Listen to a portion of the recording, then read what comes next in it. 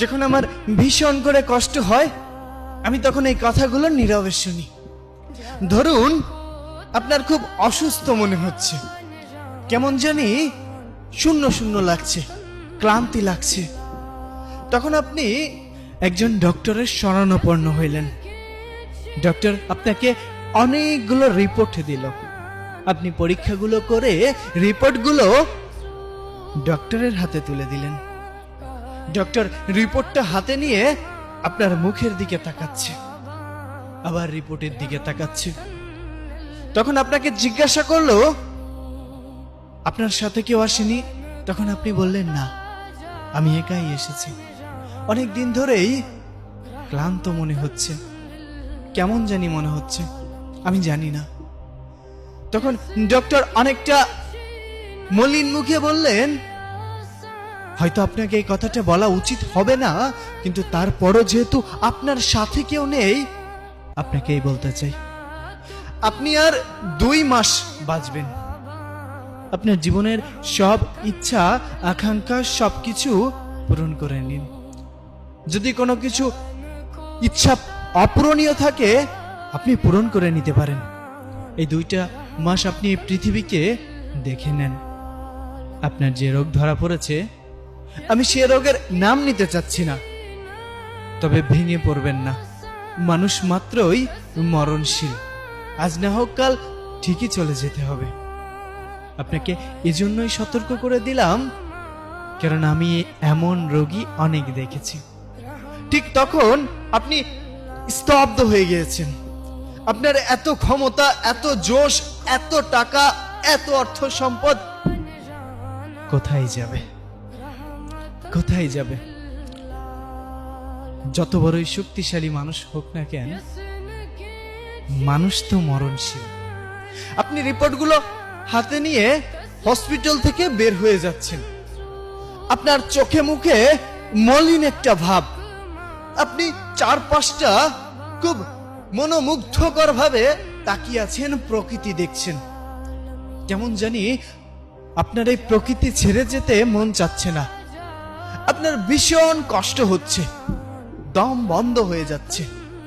আপনি বাসায় গেলেন, বাসায় যেতে অনেক দেরি হয়ে গেল। তখন প্রতিদিনের মতো আজও বাবা বলে উঠলো, দেখো তোমার গুণধর ছেলে এসেছে, নাও এখন হাত পা ধুয়ে খাবার দাও, খেয়ে আবার বের হোক। সারাদিন তো কোনো কাজকর্ম নেই, ঘুরবে ফিরবে আর বাবার ঘাড়ে বসে খাবে। আপনি কথাগুলো শুনছেন, কিন্তু আজ আর কোনো প্রতিবাদ করলেন না। আজ শুধু নীরবে শুনে গেলেন কথাগুলো। ওপাশ থেকে মায়ের কণ্ঠ ভেসে আসলো, টেবিলে খাবার আছে, নিয়ে খেয়ে ঘুমিয়ে পড়। আমি কোনো কথা বললাম না, চুপচাপ টেবিলে গিয়ে খাইতে বসলে। কি মনে হবে? বারবার মনে হচ্ছে খাবার এক এক লুকমা যখন মুখে দিচ্ছেন, আপনার কাছে মনে হচ্ছে এটাই হয়তো শেষ মায়ের হাতের রান্না।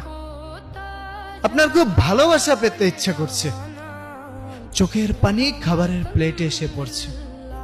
আপনার ঘটনা তো কেউ জানে না। হঠাৎ করেই আপনার কানে ভেসে উঠল প্রতিনিয়ত সেই আজানের ধ্বনি। আপনি খাবারটা শেষ করে দৌড়ে চলে গেলেন নামাজ পড়তে। নামাজ শেষ করে বাহিরে আসলেন, বাসায় এসে ঘুমিয়ে পড়লেন। সকালে ঘুম থেকে উঠে ফজরের নামাজ আদায় করে প্রকৃতির সৌন্দর্য উপভোগ করছেন। কত সুন্দর পাখির কিচিরমিচির, সূর্যটা কত সুন্দর লাল রক্তিম ধারণ করে আছে। সবকিছুর প্রেমে পড়ে গেলেন। আগে কখনো কোনোদিন এই প্রকৃতি ঠিক এমন করে আপনি দেখেননি, আপনার কাছে এমন করে মনেও হয়নি। এসব ভাবতে ভাবতে আপনি সামনের দিকে এগিয়ে যাচ্ছেন। হঠাৎ করেই আপনার সাথে সেই মানুষটির দেখা হলো, যেই মানুষটাকে আপনি একদম সহ্য করতে পারেন না। স্যার, একটু ভাবুন, তখন আপনার ইমোশনটা কেমন হবে? আপনি তার সাথে তর্ক বিতর্ক করার বদলে তাকে বুকে টেনে নিলেন। সে অবাক হয়ে গেল। কি হয়েছে? আপনি কান্না করে দিয়ে সামনের দিকে আগালেন। পথে ঘাটে যেখানে যার সাথে দেখা হচ্ছে আপনি সালাম প্রদান করছেন। আপনি হঠাৎ করেই দেখলেন রাস্তার পাশে একটা কুকুর শুয়ে আছে।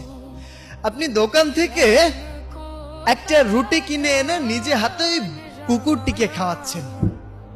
অথচ এভাবে কখনোই আপনি প্রকৃতির প্রেমে পড়েননি। আপনি এই পৃথিবী, এই দুনিয়া, এই সৌন্দর্য ছেড়ে আপনি কোথাও যেতে চাচ্ছেন না, কিন্তু যেতে হবে। আপনি আস্তে আস্তে দুর্বল হয়ে পড়ছেন। আপনি আস্তে আস্তে মানসিকভাবে ভেঙে পড়ছেন শারীরিকভাবে। আপনার বাসা থেকে কিছুটা বুঝতে পারল। বৃদ্ধ বাবা আপনাকে ডেকে নিয়ে বলল, বাবা কি হয়েছে তোর? এখন আর আগের মতো তর্ক করিস না। যে খাবার নিয়ে সারা দিন অভিযোগ করতিস, এখন যে খাবার দেয়া হয় সেটাই চোখ বন্ধ করে খেয়ে নিস। কি হয়েছে তোর? তখন আপনি চিৎকার করে দু চোখের পানি ছেড়ে দিয়ে বাবাকে জড়িয়ে ধরলেন। কেমন লাগছে? কষ্ট লাগছে? আপনার কান্না দেখে রান্নাঘর থেকে দৌড়ে এসে আপনার মা আপনাকে জড়িয়ে ধরল। বাবা কি হয়েছে তোর? আপনি মলিন মুখে বললেন, মা